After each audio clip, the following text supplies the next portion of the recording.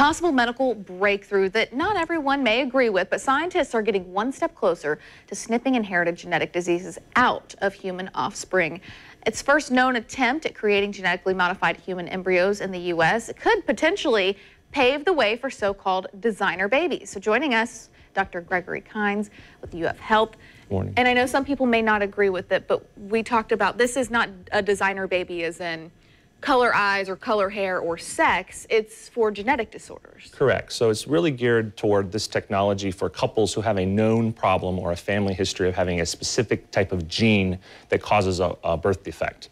Now we mostly test for these things once babies are born or once the couple already tries to conceive. With this technology, hopefully sometime in the future, they'll be able to identify that couple that has the problem, swap out the bad gene for a good gene early on in the development of the embryo, and then implant it so that way the baby will not have that genetic disorder. Is there any risk for mom and baby when that procedure happens? Or? No, IVF is currently available and it's very safe. In fact, we've really moved more toward trying to screen couples and families for this prior to the normal IVF process.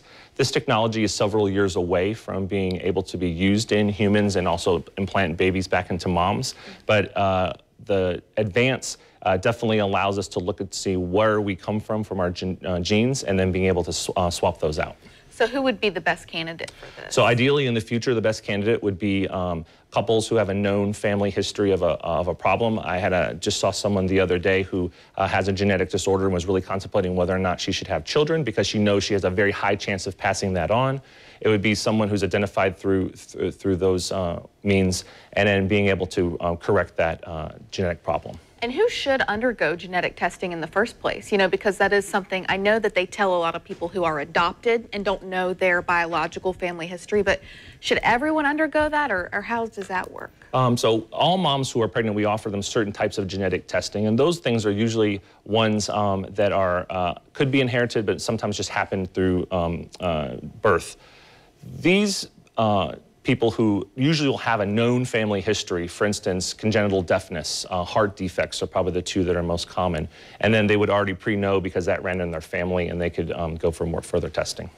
Would it be for anything, I mean, something as, I hate to say little, but you know, there's a spectrum, but something like autism or anything, even if it's like a light issue, could you do that, or is that not really something that we could manipulate? Yeah, probably now not. I mean, the target of this research was specific genes, so specific code, just like the code you'd put in your garage door to open it. So you'd have to have a very specific genetic disorder and something that would be reversible from a gene perspective. Some things that might be, like you mentioned, on a spectrum, has a wide variety of different things. So genes all over the place might be involved. This is much more targeted toward a small area in the genome that needs to be swapped out that, again, doesn't cause a genetic disorder.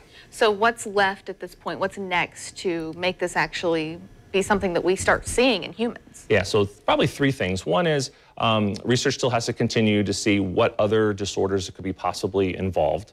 The second thing would be making sure that it's safe and bringing it actually to clinical trials, and from the literature, it's probably about 5 to 7 years away from that. And lastly, all the ethical issues that go along with this, with experimentation. And fortunately, regulation is really going to help with that. So if it ever actually does come to fruition, the Food and Drug Administration, et cetera, will be the people who will regulate it. Heavily regulated, for yes. sure. Well, thank you so much for coming on and giving us some information. It's definitely interesting, and we'll see what comes of it.